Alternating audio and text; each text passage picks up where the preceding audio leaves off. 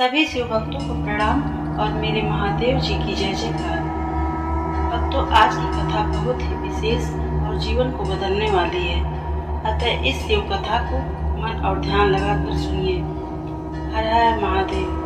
पार्वती माता की जय। एक बार माता पार्वती जी ने भगवान शिव से 3 प्रश्न पूछे। पहला प्रश्न, इस संसार में सबसे नर्म स्थान कौन सा है? और दूसरा, शरबत से भी मीठा कौन सा पदार्थ है? और तीसरा, किन आदतों की वजह से इंसान निर्धन या धनवान बनता है? माता पार्वती के इन प्रश्नों का महादेव ने क्या उत्तर दिया, तो चलिए हम जानते हैं इस कथा के माध्यम से। भक्तगणों, इस कथा को आप प्रेम या श्रद्धा भाव से देखेंगे या सुनेंगे तो आपके जीवन में सुख, समृद्धि और तरक्की का मिलना निश्चित है। भगवान भोलेनाथ किसी न किसी माध्यम से अपने सच्चे भक्तों की सहायता अवश्य करते हैं। सूक्त जी ने भी शिव पुराण के 16वें अध्याय में स्वयं बताया है कि शिव कथा सुनने और लोगों के साथ साझा करने से व्यक्ति जन्म जन्मांतर के कष्टों से मुक्ति पाता है और सुखी जीवन व्यतीत करता है। तो चलिए कथा प्रारंभ करते हैं। एक बार भोलेनाथ और माता पार्वती मृत्युलोक पर भ्रमण के लिए आए। पृथ्वी के अवलोकन एवं विचरण के बाद वह कैलाश पर लौट आए। कैलाश पर लौटने के पश्चात माता पार्वती भोलेनाथ से कहती हैं, हे स्वामी, मेरे मन में 3 प्रश्न उत्पन्न हो रहे हैं, कृपया उनका निवारण करें। भोलेनाथ ने कहा कि हे प्रिय, ऐसे कौन से प्रश्न हैं जो आपको विचलित कर रहे हैं? तब माता पार्वती ने कहा कि मृत्यु लोक का अवलोकन करने के बाद मुझे यह ज्ञात हुआ कि मनुष्य पृथ्वी पर प्रतिकूल आचरण कर रहा है। विशेषतः लोग अपने माता पिता और बड़े बूढ़ों के साथ अच्छा व्यवहार नहीं करते। कुछ लोग तो किसी तरह अपने माता पिता की सेवा कर रहे हैं और बहुत से लोग उन्हें दुखी करने में लगे हैं। और कुछ प्राणी ऐसे हैं जो माता पिता की सेवा करना तो दूर की बात है, उनका यथोचित सम्मान भी नहीं करते। और हे प्रभु, मृत्यु लोक पर कुछ व्यक्ति सुखमय जीवन जी रहे हैं और कुछ तो बहुत ही निर्धन और दुखी हैं। कृपया करके मेरे कौतूहल को शांत करें। और इतना कहकर माता पार्वती ने इन 3 प्रश्नों को पुनः भोलेनाथ के समक्ष दोहराया। सबसे पहला प्रश्न, संसार में सबसे नर्म स्थान कौन सा है?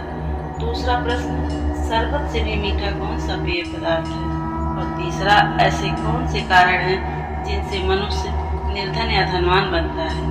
महादेव मुस्कुराते हुए कहते हैं, हे देवी, मैं आपके इन प्रश्नों का उत्तर अवश्य दूंगा, परंतु देवी, आपको निद्रा को धारण नहीं करना है। अर्थात जब तक मैं आपकी शंका का निवारण करूंगा तब तक आपको सोना नहीं है। तब माता पार्वती कहती है, हे स्वामी, मैं आपको वचन देती हूँ कि जब तक आप कथा कहेंगे मैं ध्यान पूर्वक आपकी कथा का श्रवण करूंगी। तब महादेव जी ने कथा का शुभारंभ किया। अतः आगे बढ़ने से पहले आप सभी साथियों से मेरा निवेदन है कि यदि आपको मेरी वाणी या कथा में अविश्वास हो तो कृपया इस कथा को मत सुनना। अगर आपको लगता है मेरे वचन सही है तो मैं इसे भोलेनाथ पर छोड़ती हूँ। महादेव कहते हैं कि एक नगर में एक धनवान सेठ रहता था। उसकी 3 सुंदर पुत्रियां थीं। तीनों राजकुमारी की तरह प्रतीत होती थी। इस प्रकार से सेठ का जीवन सुखी एवं खुशहाल था। एक दिन सेठ को व्यापार हेतु विदेश जाना पड़ता है। यह एक वो देश था जहाँ सोने, चांदी और हीरे जवाहरात की खान थी। अतः उसे विचार आता है कि उस देश में मेरा फिर पता नहीं कब जाना होगा। क्यों न मैं अपनी पुत्रियों के लिए ऐसा उपहार ले आऊं जो जीवन पर्यंत याद रहे। तब सेठानी जी कहती हैं, हमारी पुत्रियां अब बड़ी हो चुकी हैं, इच्छा अनुसार ही आप उपहार लाइए। तब सेठ अपनी बड़ी पुत्री को बुलाता है और उससे पूछता है, हे पुत्री, आपको मुझसे कितना प्रेम है? बड़ी पुत्री कहती है, पिताश्री, मैं आपको अपने प्राणों से ज्यादा प्रेम करती हूँ। सेठ को बहुत ही प्रसन्नता होती है और वह कहता है, पुत्री, मैं व्यापार के लिए एक देश जा रहा हूँ और तुम्हारे लिए विशेष उपहार लाना चाहता हूँ। मुझे बताओ, मैं उसे अवश्य पूरा करने की चेष्टा करूंगी। पुत्री कहती है, पिताश्री, आते समय मेरे लिए एक ऐसा दर्पण लाइएगा जो स्वर्ण और मोतियों से जड़ा हो। सेठ अपनी पुत्री को वचन देता है कि मैं तुम्हारी इच्छा अवश्य पूरी करूंगा। सेठ मछली पुत्री को बुलाकर वही प्रश्न दोहराता है, पुत्री, आपको मुझसे कितना प्रेम है? मछली पुत्री कहती है, पिताश्री, मैं आपको भगवान से भी ज्यादा प्रेम करती हूँ। सेठ को बहुत गर्व महसूस होता है और वह बहुत खुश होता है। वह अपनी मछली पुत्री से उसकी इच्छित वस्तु के बारे में पूछता है। पुत्री कहती है, पिताश्री, यदि आप मेरे लिए उपहार लाना ही चाहते हैं तो एक 9 रत्नों से जड़ा हुआ हार और स्वर्ण गजरा लाइएगा, जिसको धारण कर मैं रानी की तरह लग सकूं। सेठ जी उसकी इच्छित वस्तु लाने का वचन देते हैं और कहते हैं वह छोटी पुत्री को भेज दे। सेठ ने छोटी पुत्री से भी वही प्रश्न किया, पुत्री, आपको मुझसे कितना प्रेम है? छोटी पुत्री कहती है, पिताश्री, मैं आपसे उतना प्रेम करती हूँ जितना कि भोजन में नमक, अर्थात चुटकी भर। पुत्री के इन वचनों को सुनकर सेठ क्रोधित हो जाता है और कहता है, मैं विदेश से कुछ उपहार लाने वाला था, परंतु तुमने अपनी बाड़ी से सब व्यर्थ कर दिया। तुम्हें अपनी बड़ी बहनों से बहुत कुछ सीखने की आवश्यकता है। तुम्हारी बड़ी बहन मुझे अपने प्राणों से ज्यादा प्रेम करती है और तुम्हारी मझली बहन भगवान से भी ज्यादा प्रेम करती है। तुम यहाँ से चली जाओ। पुत्री शीश झुकाकर कहती है, पिताश्री, मुझे कुछ भी नहीं चाहिए। मैं तो बस इतना चाहती हूँ कि आपकी यात्रा मंगलमय हो और आप विदेश से ढेर सारा धन अर्जित करके लौटे। अज्ञानी सेठ क्रोधित होकर विदेश चला जाता है और लौटते समय वहाँ से बड़ी पुत्री के लिए स्वर्ण और मोतियों से जड़ा दर्पण और मझली पुत्री के लिए 9 रत्न जड़ा हार एवं स्वर्ण गजरा लाता है। वे देखने में अद्वितीय और अनमोल थे। दोनों पुत्रियां अपने उपहार से बहुत खुश थी। उनका दिल दिमाग 7वें आसमान पर था। वहीं छोटी पुत्री अपनी बड़ी बहनों को खुश देखकर उनसे भी ज्यादा प्रसन्न थी। उसे इस बात का कोई दुख नहीं था कि पिताश्री उसके लिए कोई उपहार नहीं लाए हैं। वह हमेशा की तरह घर के कार्यों में एवं भगवान शंकर की भक्ति में लीन थी। पुत्री को इस प्रकार से प्रसन्नचित्त देखकर सेठ ने कटाक्ष किया, देखा, मुझसे नमक के बराबर प्रेम करने का परिणाम। मैं तुम्हारे लिए कोई उपहार नहीं लाया और निकट भविष्य में भी कोई वस्तु नहीं दूंगा। जिस पर छोटी पुत्री विनम्र भाव से कहती है, पिताश्री, आपको जो उचित लगे वही कार्य करिएगा। मैं तो आपके कुशल पूर्वक विदेश से वापस लौटने और अपनी बड़ी बहनों को खुश देखकर प्रसन्नचित्त हूँ। इस तरह समय आगे बढ़ा और तीनों पुत्रियां बड़ी होने लगी। एक दिन उस राज्य का राजकुमार, जो सुंदर और गुणवान था, नगर भ्रमण के लिए आता है। राजकुमार को प्यास लगती है तो सेठ के घर जा पहुंचता है और जल की इच्छा प्रकट करता है। सेठ राजकुमार का यथोचित सम्मान करते हैं और उसे जलपान कराते हैं। सेठ की तीनों पुत्रियां वहीं पर थी। राजकुमार तीनों कन्याओं के व्यवहार एवं क्रियाकलाप को बड़े ही ध्यान से देख रहा था। जब वह जलपान करके निकलता है तब सेठ से कहता है, हे सेठ जी, मेरे पिताजी मेरे विवाह हेतु सुयोग्य कन्या को ढूंढ रहे हैं। मेरे देखने में आपकी सबसे छोटी पुत्री राजवधू बनने के योग्य है और मेरे हृदय में उसकी एक छवि बन गई है। मैं चाहता हूँ कि आप अपनी छोटी पुत्री का विवाह मेरे साथ करके राजा साहब के समधी बने। सेठ जी पहले तो हिचकिचाते हैं और फिर संभल कर कहते हैं, हे राजकुमार, आपका प्रस्ताव अति उत्तम है, परंतु मेरी एक दुविधा है। मेरी 2 बड़ी बेटियां भी हैं। उनको छोड़कर मैं सबसे छोटी बेटी का विवाह कैसे कर सकता हूँ? अच्छा यह होगा कि आप मेरी बड़ी बेटी से विवाह करें। राजकुमार कहता है, इसके लिए तो मुझे पिताश्री से बात करनी होगी। अगर उन्हें आपकी बड़ी पुत्री सुयोग्य लगेगी तो वह इस रिश्ते के लिए हाँ कर सकते हैं।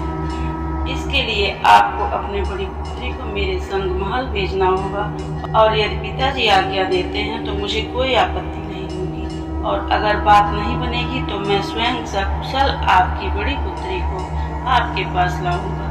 यह मेरा वचन है। सेठ सेठानी आपस में विचार करते हुए राजकुमार से कहते हैं, हे राजपुत्र, हमें आप पर पूर्ण विश्वास है। आप हमारी बड़ी पुत्री को महाराज से मिलवाइए और उचित निर्णय लीजिए। राजकुमार बड़ी पुत्री संग सीधे महल में पहुंचता है। उस कन्या को एक बहुत ही नर्म, मुलायम, आरामदायक बिस्तर पर बैठाता है और दासियों ने और दासियों ने उस कन्या की खूब सेवा की। उसे एक विशेष मीठा शरबत दिया जो विभिन्न प्रकार के फलों एवं मेवे से बना हुआ था। सेवा सत्कार के उपरांत राजकुमार उस कन्या से 2 प्रश्न करते हैं। कहते हैं, हे सेठ पुत्री, क्या आज से पहले आप इस प्रकार के नर्म मुलायम आरामदायक बिस्तर पर बैठी हो? दूसरा, क्या आज से पहले इतना सुगंधित और स्वादिष्ट पेय पिया है? कुछ देर सोचने के पश्चात वह कन्या कहती है, हे राजकुमार, मैंने आज तक अपने संपूर्ण जीवन में न तो ऐसे बिस्तर पर शयन किया है और न ही ऐसा ऊर्जावान मीठा पेय पिया है। कन्या के उत्तर को सुनकर राजकुमार कहता है, हे सेठ पुत्री, आप अपनी परीक्षा में विफल हुई। अब आपका परिणय हमसे नहीं हो सकता। वचन के अनुसार मैं अब आपको आपके पिताश्री के यहाँ छोड़ आता हूँ। सम्मान पूर्वक उस कन्या को सेठ के घर छोड़ने के उपरांत सेठ के आग्रह पर वह सेठ की मझली पुत्री को महल लेकर आता है और राजकुमार ने वही सब कुछ दोहराया जो बड़ी पुत्री के साथ किया था। बड़ी पुत्री ने भी वही उत्तर दिया, मैंने अपने पूरे जीवन में ऐसे कोमल बिस्तर पर शयन नहीं किया है और न ही ऐसा मीठा शरबत पिया है। राजकुमार कहता है, हे सेठ पुत्री, आप भी इस परीक्षा में विफल हो गई और आप हमारी पत्नी और राजवधू नहीं बन सकती। वचनानुसार राजपुत्र सेठ पुत्री को सेठ के घर छोड़ते हुए कहता है, हे सेठ जी, आपकी मझली पुत्री भी परीक्षा में विफल रही। नियम के अनुसार अब मैं आपकी छोटी पुत्री को महाराज से मिलवाना चाहता हूँ। अब आपकी छोटी पुत्री को भी वही परीक्षा देनी होगी जो आपकी बड़ी बेटियों ने दिया है। सेठ दुखी होकर अपनी छोटी पुत्री को राजकुमार के साथ जाने की आज्ञा देता है। छोटी पुत्री मंदिर में भगवान शिव के समक्ष शीश झुकाकर एवं माता पिता को प्रणाम करती है और उनसे आज्ञा लेकर महल को चल पड़ी। उसे भी महल पहुंचने पर ठीक उसी प्रकार से नर्म और मुलायम बिस्तर एवं मेवे मिष्ठान से बना पेय दिया गया। दासियों ने भी खूब आदर सत्कार किया। पेय पदार्थ देने के बाद राजकुमार वहां पर आता है और सेठ पुत्री से वही प्रश्न दोहराता है जो उसने बड़ी और मझली पुत्री से किया था। छोटी पुत्री ने हाँ में उत्तर दिया। ऐसा सुनकर राजकुमार एवं महाराज अचंभित होते हैं और कहते हैं, हे सेठ पुत्री, कृपया विस्तार से समझाइए। जिस पर छोटी पुत्री ने कहा, इस बिस्तर से कहीं ज्यादा सुरक्षित नर्म सुकून से भरा मेरी माताजी की गोद है, जिस पर मैंने बाल्यकाल से ही शयन किया है और मेरे माताजी की गोद इस बिस्तर से 1000 गुना आरामदायक एवं सुकोमल है।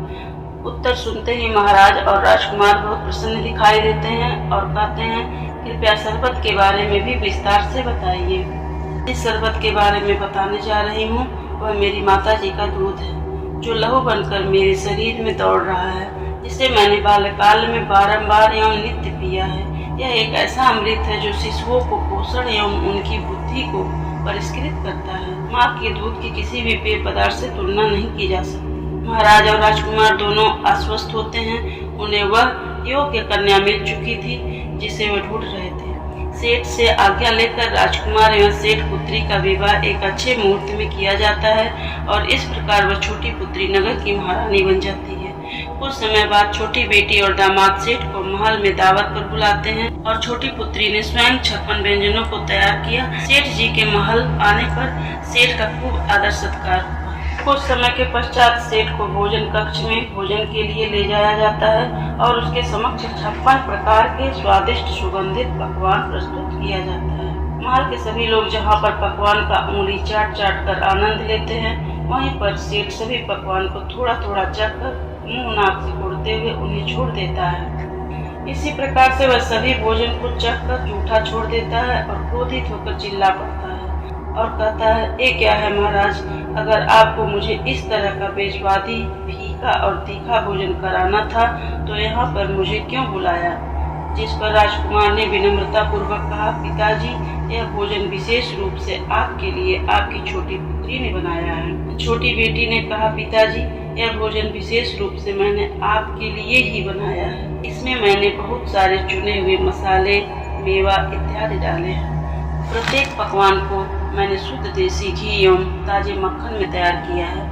तब सेठ कहता है, सब ठीक है, तुमने इतना सब कुछ किया है, किंतु तुमने इसमें चुटकी भर नमक नहीं डाला है। नमक के बगैर तुम्हारा सारा पकवान स्वादहीन है। जिस पर पुत्री ने कठोरता से कहा, पिताश्री यही तो जीवन की विडंबना है। वर्षों पहले मैंने आपको विदेश जाते हुए आपके द्वारा पूछे जाने पर मैंने यही कहा था कि पिताजी मैं आपको भोजन में नमक के बराबर प्रेम करती हूँ। तो उस समय आपने मेरा जो तिरस्कार और अपमान किया था उसकी पीड़ा मैं कह नहीं सकती, क्योंकि आप इतने परिपक्व और विद्वान होने के बाद भी समझ नहीं सके कि मैं आपसे क्या कहना चाह रही हूँ, और आपने अपने प्रेम से इतने वर्षों तक मुझे वंचित रखा। तब भी मैं आपसे यही कहना चाहती थी कि आप मेरे लिए उस चुटकी भर नमक के समान हैं, जिसकी अनुपस्थिति से सभी घी, तेल, मेवा, मसाले फीके लगते हैं। पुत्री के ऐसे वचन सुनकर सेठ की आंखों से अश्रुधारा बहने लगती है।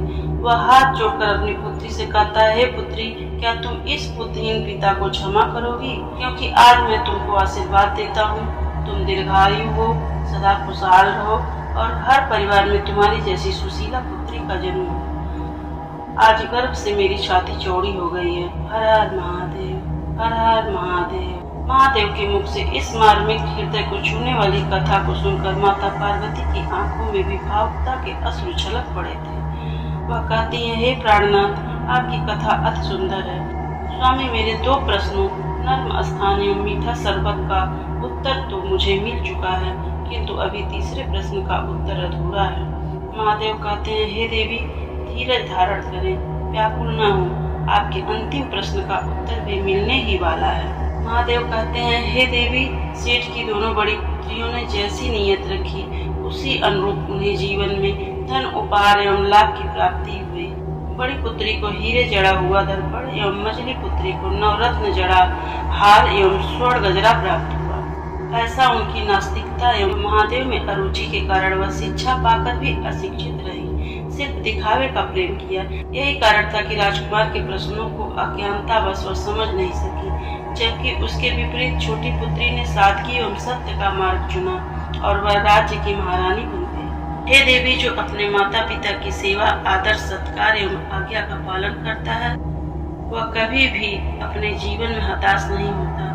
देव कृपा से उसके सभी कार्य बन जाते हैं। जो व्यक्ति हमेशा नकारात्मक सोच रखता है और अच्छे विचारों का अनुसरण नहीं करता, अपने बहुमूल्य समय को नष्ट करता है, नशा करता है, बात बात पर झूठ बोलता है, अनेक प्रकार के कुकृत्यों में लीन रहता है, बड़े लोगों से बहस करता है, समाज में माताओं बहनों पर बुरी नजर रखता है, धर्म के विरुद्ध आचरण करता है, चोरी करता है तथा हर उस कार्य को करता है जो नहीं करना चाहिए, तो हे देवी, ऐसा व्यक्ति जीवन में कभी सुखी और धनवान नहीं हो सकता है। यदि जीवन में उन्नति चाहिए, सफलता चाहिए, तो सेठ की छोटी पुत्री की भांति अथवा धर्म के अनुसार आचरण करें। ऐसा करने पर देवों के देव महादेव स्वयं आपको उन्नति के पथ पर अग्रसर करते हैं।